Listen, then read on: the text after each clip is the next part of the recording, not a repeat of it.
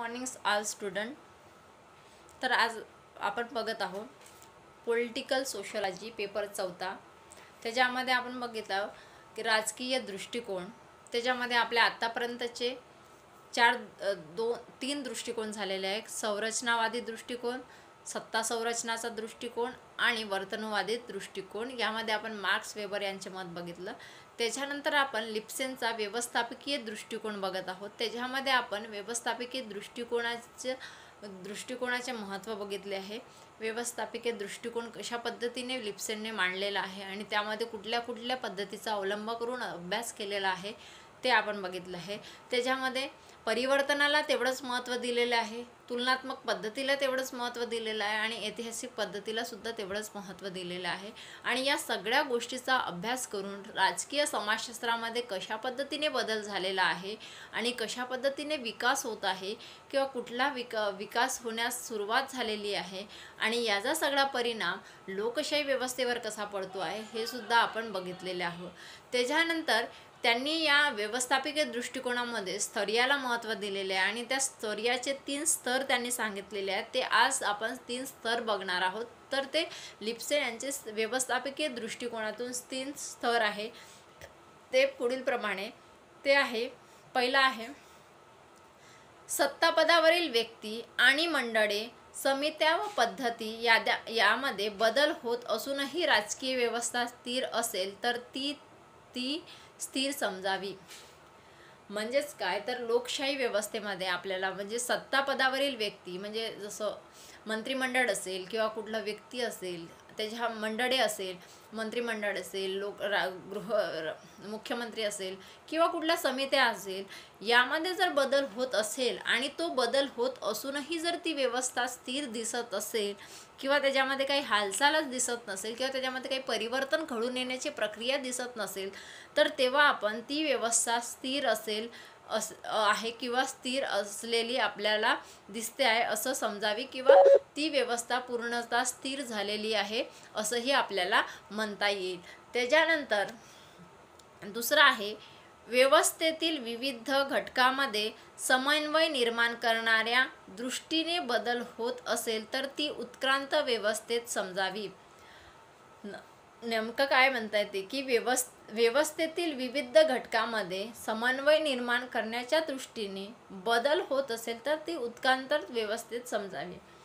म्हणजेच विविध घटकामध्ये समन्वय निर्माण होत आहे, चर्चा निर्माण होत आहे किंवा विविध मंत्रिमंडळामध्ये, घटकामध्ये, संस्थांमध्ये काही बदल होत आहे किंवा त्यांच्यामध्ये समन्वय निर्माण होत आहे, कुठली तरी प्रक्रिया कुठलं तरी कार्य करण्यासाठी तत्पर आहे, तर अशा वेळेस ती व्यवस्था उत्क्रांती म्हणजे कुठल्या तरी क्रांतीच्या किंवा परिवर्तनाच्या सुरुवातीला म्हणजे तयारीला आहे बा असं आपल्याला समजता येईल किंवा ती उत्क्रांत अवस्थेत आहे म्हणजे आता परिवर्तन घडून येण्याच्या अवस्थेमध्ये तयार झालेली आहे. म्हणजे याच्यामध्ये आपल्याला बदल जाणवत आहे, कुठेतरी समन्वय दिसत आहे, कुठेतरी चर्चा होत आहे, कुठेतरी बदलण्याची प्रक्रियेपर्यंत ते पोहोचलेले आहे. तर हे आपण म्हणजे कुठलं तरी कार्य पार पाडण्यासाठी तयार झालेले आहे तर तेव्हा आपण त्यांना म्हणू की नाही ती ही उत्क्रांत व्यवस्थेपर्यंत पोहोचलेली आहे म्हणजे आता याची क्रांती घडून येण्यास तयार झालेली आहे किंवा क्रांतीच्या प्रक्रियेला हे सुरुवात झालेली आहे. तेव्हा आपण त्यांना उत्क्रांत प्रक्रियेच्या अवस्थेत आहे असंही समजू शकू. त्याच्यानंतर आहे ज्या पद्धतीत व्यवस्था निर्माण केली आहे त्यानुसार ती कार्य करत नसेल आणि विभिन्न घटकात समन्वय साधण्याच्या दृष्टीने बदल होत नसतील तर ती व्यवस्था कायमची अस्थिर अवस्थेत समजावी. हा एक महत्त्वाचा पॉईंट आहे.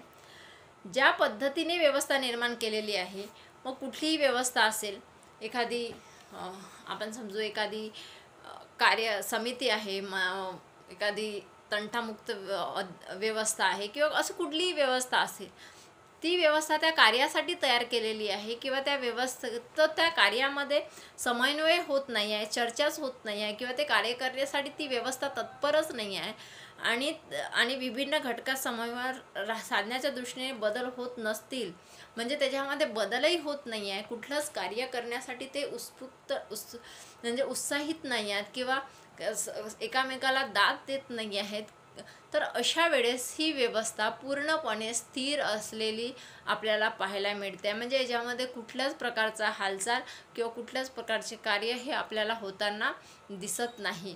म्हणजे एखादी कुठलाही मंत्रिमंडळ आहे, पण त्या मंत्रिमंडळामध्ये चर्चाच होत नाही आहे, कुठल्या विषयावरती बोलतच नाही आहे, किंवा कुठल्या विषयावरती आपल्याला आता बदल करायचा आहे, कुठलं एखादा महाराष्ट्राचा भूकंपाचा विषय आहे त्याच्यावरती आपल्याला बोलायचं आहे, किंवा त्याच्यावरती काय परिणाम झालेले आहे आणि त्या मदत करणाऱ्या मदत कार्य पोहोचवायचे आहे, हे सगळे कार्य करायचे आहे. पण ही जर आपसामध्ये समन्वय साधत नसेल आणि ही कार्य करण्यासाठी तत्पर नसेल किंवा कुठलीच हालचाल दाखवत नसेल, तर अशा वेळेस ही व्यवस्था पूर्णपणे अस्थिर झालेली आपल्याला पाहायला मिळते आहे, किंवा अस्थिर झालेली आहे असे सुद्धा आपण म्हणू शकतो. तर हे आपले 3 स्तर याने लिप्सेन याने आपल्या व्यवस्थापकीय दृष्टिकोनामध्ये सांगितलेले आहे. आणि त्याचबरोबर हे स्तर सांगत असताना त्यांनी आपले लोकशाही पद्धती आहे, लोकशाही पद्धतीमध्ये कारण आपली जी शासन पद्धती आहे ही लोकशाही पद्धती आहे आणि हुकुमशाही ही पद्धती नाही. तर हुकुमशाही पद्धतीमध्ये व्यवस्थेत विशेष दडपण टाकला जातो. म्हणजेच काय तर आणि दडपण टाकून ते कृत्रिम स्थैर्य निर्माण केले जाते. नाही, तुम्ही आज हा काम केलंच पाहिजे. म्हणजे हुकुमशाही म्हणजे एक प्रकारे हुकूम दिला जातो आणि त्या हुकुमाचा आदेशाचा पालन करणे हा गरजेचं असतो, ते हुकुमशाही आहे. आपण आपल्या लोकशाही व्यवस्थेत स्थैर्याचा विचार हा अत्यंत महत्त्वाचा ठरतो.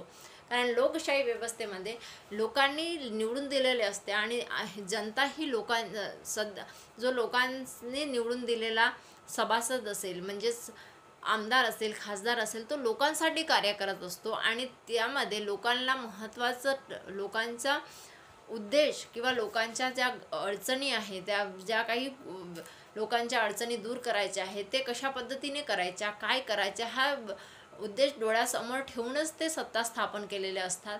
राष्ट्राचा विकास कसा करायचा आहे, देशाचा विकास कशा पद्धतीने करायचा, ह्या सगळ्यांचा विकास करत असताना ह्या सभासद हा स्थैर्याचा विचार हा अत्यंत महत्त्वाचा ठरतो आहे, असं या लोकशाही पद्धतीमध्ये सांगितलेलं आहे. त्यामध्ये लोकशाही व्यवस्थेत 3 प्रकारचे स्थैर्य असतात. ते आहे राजकीय व्यवस्थेचे स्थैर्य, शासन व्यवस्थेचे स्थैर्य आणि सामाजिक स्थैर्य. हे आपल्याला लोकशाही व्यवस्थेमध्ये 3 स्तर पाहायला मिळतात, एक राजकीय, एक शासन आणि एक सामाजिक. तर तणावपूर्ण परिस्थितीत ही जर राज्यघटना आणि तिने निर्माण केलेली व्यवस्था किंवा पद्धती दीर्घकाळ टिकत असेल तर ते राजकीय व्यवस्थेचे स्थैर्य होय. म्हणजेच काय तर एखादी तणावपूर्ण परिस्थिती आहे, जर राज्यघटना आणि तिने निर्माण केलेली व्यवस्था किंवा पद्धती दीर्घकाळ टिकत असेल तर ती राजकीय व्यवस्थेचे स्थैर्य होय. एखादी तणावपूर्ण परिस्थिती, आताच उदाहरण घेऊया मराठा आरक्षण पद्धती. मराठा आरक्षणचं जो आंदोलन चालू आहे ही एक तणावपूर्ण पद्धती आहे आणि या तणावपूर्ण पद्धतीला समोर जायचं असताना राजकीय घटनेचा विचार करून जर व्यवस्थित न्याय दिला जात असेल आणि न्याय दिल्यानंतर ती व्यवस्था ही स्थिर राहत असेल आणि सगळं समाजावर याचा काही परिणाम होत नसेल, तर तेव्हा आपण विचार करूया की ही एक प्रकारचं स्थैर्य आहे किंवा एक प्रकारचं राजकीय लोकशाही व्यवस्थेचा महत्त्वाचा भाग आहे. म्हणजेच आणि त्यामुळेच काय होते तर राजकीय व्यवस्था ही दीर्घकाळ टिकत असते आणि व्यवस्थित ज्याप्रमाणे न्याय मिळायला पाहिजे त्याप्रमाणे न्यायसुद्धा मिळल्या जाते. तर ते आहे राजकीय व्यवस्थेचे स्थैर्य. म्हणजे ते राजकीय व्यवस्थेने आपले स्तर व्यवस्थित मांडून ठेवलेले आपल्याला बघायला मिळतो आहे. त्यानंतर ब्रिटिश संसदीय लोकशाही, अमेरिकन अध्यक्षीय शासन व संघराज्य व्यवस्था इत्यादी उलट फ्रान्समध्ये मात्र 4 राज्यघटना बदलून 5वी राज्यघटना व 5वे गणराज्य जनरल डी गॉल यांना निर्माण करावे लागले आहे. तर असं काही ठिकाणी होते की म्हणजे आपल्या इथे एकच राज्यघटना चालत असते किंवा काही आपली लोकशाही पद्धती आहे त्यानुसार ती चालत असते, पण काही ठिकाणी हे स्थैर्य टिकत नाही. तर त्याच्यामध्ये 4दा उदाहरणार्थ जे मी आता सांगितलं ब्रिटिश संसद लोकशाही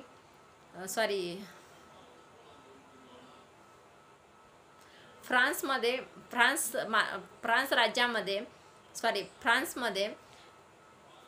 पाचव्यांदा राज्यघटना व 5वे गणराज्य म्हणजे 5व्यांदा राज्यघटना ही चेंज करावी लागली आहे आणि 5व्यांदा गणराज्य राज्य जनरल डी गाल यांना निर्माण करावे लागले ही अशीही परिस्थिती काही ठिकाणी आपल्याला पाहायला मिळते आहे. म्हणजेच काय तर ही राजकीय स्तोर्य स्थिर राहत नाही, त्यामुळे ह्या सगळ्या घटना घडत असतात. त्याच्यानंतर आहे सत्ता पदावरील अधिकारी. तर सत्ता राजकीय तसेच स्थायी किती काळापर्यंत पदावर राहतात यावर शासकीय स्थिरता अवलंबून असते. आपल्याकडे 5 वर्षाचा कार्यकाल आहे, तो व्यक्ती किती कार्यापर्यंत पदावरती असतो. कधी कधी काय होतो की व्यवस्थित मंडळ समिती हे चालत नाही, मग त्यांचा राजीनामा मागतात की लोकांना व्यवस्थित न्याय दिला जात नाही. अशा वेळेस कधी कधी त्याचा कालावधीच्या आधीच राजीनामा मागितला जाते. तो किती काळ सत्तेवर असतो आणि किती काळ आपलं सत्ता त्याला टिकवल्या जाते हे सुद्धा तितकंच महत्त्वाचं असते. म्हणजे त्याच्यातून सुद्धा आपला राजकीय स्तर्य दिसत असतो. तर हा एक महत्त्वाचा भाग आहे. त्याच्यानंतर सामाजिक स्थिरतेच्या बाबतीत निश्चित निष्कर्ष सापडणे कठीण असते, परंतु वरील दोन्हीही म्हणजेच राजकीय व शासकीय स्तर्य असल्यास समाजातील स्थैर्य निर्माण होते. जर वरील दोन्हीही स्तर्य चांगले असेल, कायम असेल, म्हणजे उदाहरणार्थ राजकीय आणि शासकीय हे दोन्ही जर व्यवस्थितपणे कार्य पार पाडत असेल आणि व्यवस्थितपणे जर यांचे कार्य होत असेल तर सामाजिक क्षेत्रातील किंवा सामाजिक स्थिरता ही कायमस्वरूपी आपल्याला व्यवस्थित बघायला मिळते आहे. जर राजकीय क्षेत्रामध्ये कुठलं तणाव निर्माण झाला आहे किंवा शासकीय क्षेत्रामध्ये कुठलं तणाव निर्माण झालेलं आहे तर याचेच विपरीत परिणाम हे सामाजिक क्षेत्रामध्ये सुद्धा आपल्याला पाहायला मिळतं. म्हणून राजकीय क्षेत्रामध्ये आणि शासकीय क्षेत्रामध्ये जर स्थैर्य दिसून आला तर आपल्याला सामाजिक क्षेत्रामध्ये सुद्धा स्थैर्य दिसून येत असते.